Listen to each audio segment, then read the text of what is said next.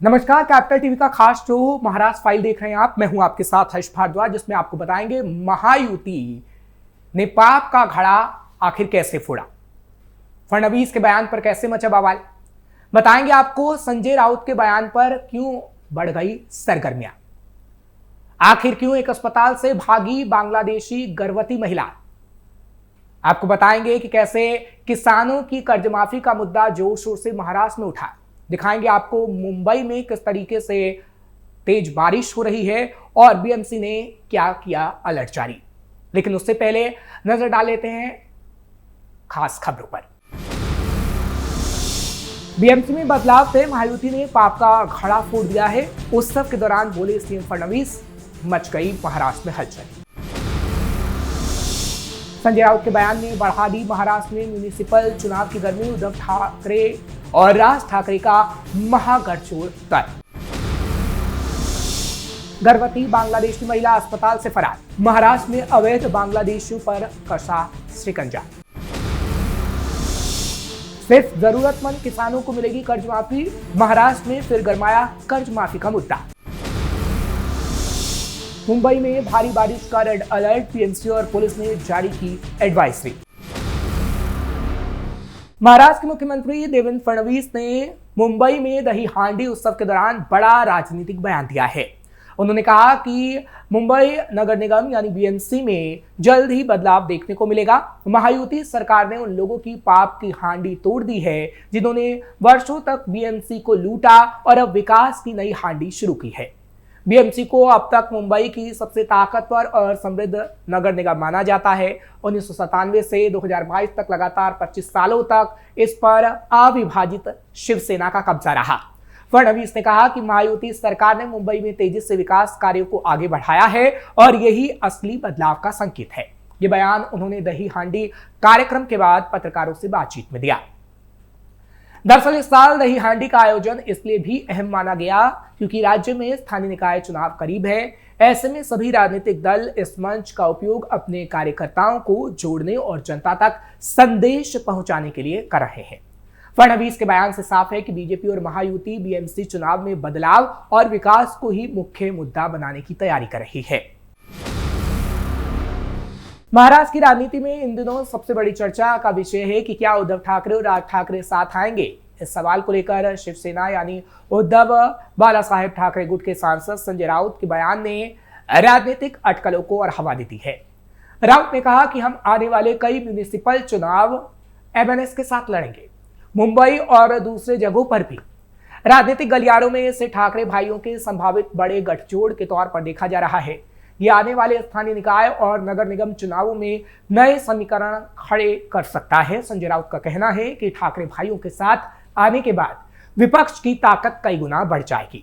उन्होंने दावा किया कि गठजोड़ होने के बाद मुंबई, ठाणे, नासिक, कल्याण और छत्रपति संभाजीनगर जैसे महत्वपूर्ण नगर निगमों में जीत आसान हो जाएगी।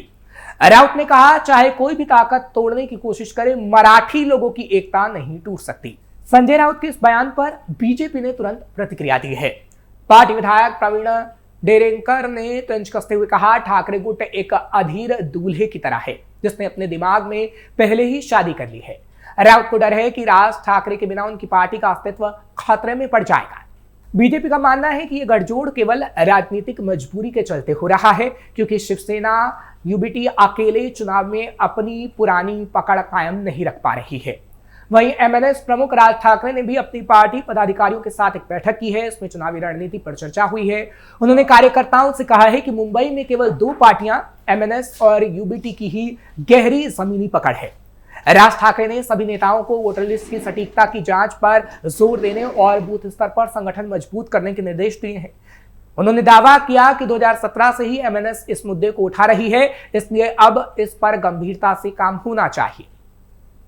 दरअसल इस संभावित गठजोड़ का सबसे बड़ा असर मुंबई महानगर पालिका यानी बीएमसी के चुनाव में देखने को मिल सकता है। ये न सिर्फ महाराष्ट्र का बल्कि देश का सबसे अमीर नगर निगम है जहां सत्ता हासिल करना किसी भी दल के लिए प्रतिष्ठा का सवाल माना जाता है। राजनीतिक विश्लेषकों का कहना है कि अगर उद्धव और राज ठाकरे की जोड़ी बनती है तो ये बीजेपी और शिंदे गुट के लिए सीधी चुनौती होगी।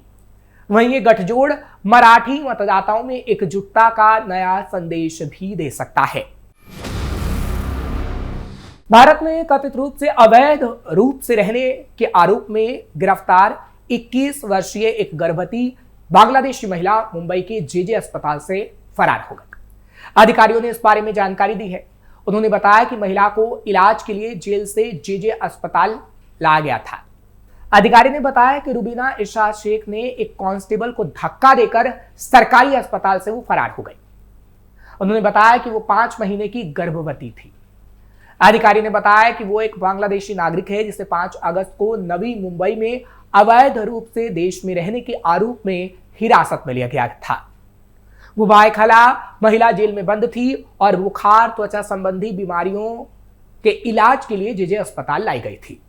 शेख पर भागने के लिए भारतीय न्याय संहिता के प्रावधानों के तहत मामला हालांकि दर्ज कर दिया गया है। उस पर पहले से ही पासपोर्ट अधिनियम और विदेशी अधिनियम के तहत आरोप है। उसे पकड़ने के अभी पुलिस प्रयास कर रही है। महाराष्ट्र में एक बार फिर से किसानों पर कर्ज माफी का मामला गर्मा गया है। राज्य के राजस्व मंत्री चंद्रशेखर बावनकुले ने बयान दिया है कि सरकार सिर्फ जरूरतमंद किसानों का ही कर्ज माफ करेगी, ना कि उन किसानों का जो फार्म हाउस और बंगले बना रहे हैं। उनके इस बयान के साथ ही एक बार फिर से कर्ज माफी का मामला महाराष्ट्र में सुर्खियों में आ गया है। इस साल की शुरुआत से ही राज्य में फसल ऋण पर घमासान मचा हुआ है। बावनकुले ने मीडिया से कहा, मुख्यमंत्री देवेंद्र फडणवीस ने विधानसभा में घोषणा की है कि महाराष्ट्र के जिन किसानों को वास्तव में कर्ज माफी की जरूरत है उसे ही कर्ज माफी दी जाएगी। जो कोई कृषि भूमि पर बंगला या फार्म हाउस बनाकर कर्ज लेता है उन्हें कर्ज माफी नहीं मिलेगी। बावनकुले ने कहा कि एकमुश्त कर्ज माफी के बजाय सरकार उन गरीब किसानों को राहत देने की दिशा में काम कर रही है जिनके खेतों से कोई उपज नहीं होती, जिन्होंने कर्ज लिया है और जो आत्महत्या के कगार पर हैं, उनका ही सिर्फ कर्ज माफ किया जाएगा। सरकार व्यक्तिगत सर्वे कराने और ऐसे किसानों को कर्ज माफी देने की योजना पर आगे बढ़ने की कोशिश कर रही है। राज्य विधानमंडल के हाल ही में संपन्न मानसून सत्र के दौरान विपक्ष ने सरकार से सवाल किया था कि कर्ज माफी की घोषणा कब की जाएगी। उस समय सरकार ने सदन को सूचित किया था कि कर्ज माफी दी जानी चाहिए या नहीं और इसे लागू कैसे किया जाना चाहिए। इस पर अध्ययन के लिए एक समिति गठित की गई है। अब सिर्फ गरीब किसानों का कर्ज माफ किया जाएगा। दरअसल हाल के हफ्तों में राज्य भर में कर्ज माफी की मांग तेज हुई और विपक्षी दल इसे मुद्दा बनाकर सरकार को घेर रहे हैं।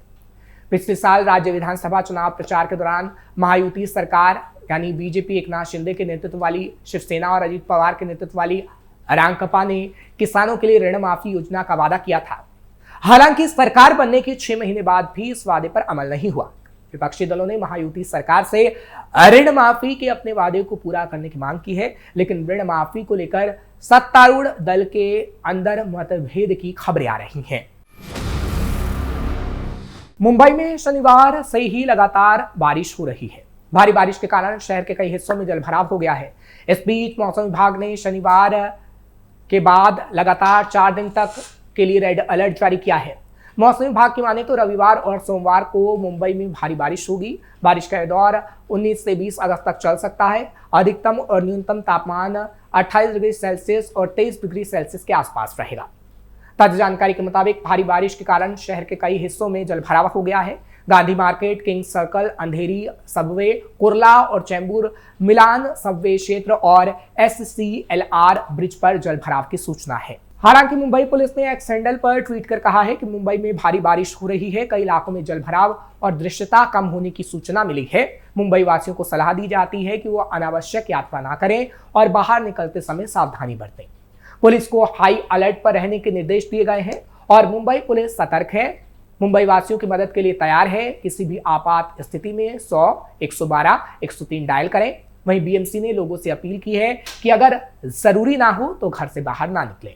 दरअसल IMD ने मछुआरों को 19 अगस्त तक समुद्र में ना जाने की सलाह दी है। नागरिकों को भी सलाह दी गई है कि वो बाहर जाते समय सावधानी बरतें और तूफानी मौसम के कारण समुद्र तटों पर जाने से बचें।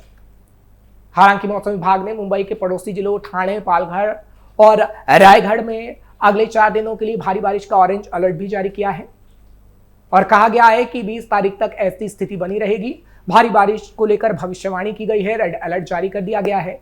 मौसम विभाग ने 20 अगस्त तक महाराष्ट्र में बारिश की गतिविधियों में व्यापक वृद्धि की चेतावनी जारी की है। इस अवधि के दौरान कोंकण और मध्य महाराष्ट्र के आसपास के घाट क्षेत्रों में कुछ स्थानों पर भारी बारिश और कुछ जगहों पर अत्यधिक भारी बारिश होने की संभावना है। बिजली गिरने और गरज के साथ 30 से 40 किलोमीटर प्रति घंटे की रफ्तार से तेज हवाएं चलने की भी संभावना जताई जा रही है। फिलहाल महाराष्ट्र फाइल में आज इतना ही। कल फिर महाराष्ट्र की कुछ खास खबरें लेकर आपके सामने हाजिर होंगे। मुझे इजाजत दीजिए। आपको खबर कैसी लगी कमेंट सेक्शन में जरूर बताइएगा। खबर को लाइक शेयर करें, कैपिटल टीवी को सब्सक्राइब करना मत भूलिएगा।